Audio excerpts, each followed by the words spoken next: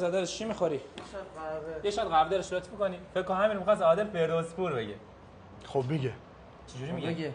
خب به نام خدا خدمت شما یه دونه شات قهوه می‌خواستم. چروبی آقا خیلی به شما خواهش کنم من سابقه من مشخص احمدی نژاد به قول قوه الهی عدد شات قهوه میدم. جنتی خدمت شما که عرض کنم یه شات قهوه به من.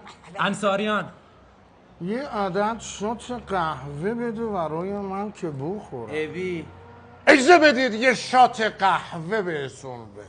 تبلیغ کنسرت ها هست اولش میاد. برای اولین بار با آقای قهوه یک رفسنجانی یک عدد شات قهوه به من بدید که من به روز رضوی دیگه نمیتونی. شات قهوه آمد به زودی در شبکه اول دیگه علی دایر عمرن بتونی. ببخشید عذر میخوام. یه شات قهوه بیا بارو قهوت بزن نخواستیم بیا بارو. به دادم برس که داغون قلبم که حالم که حالم بده شبام بی تو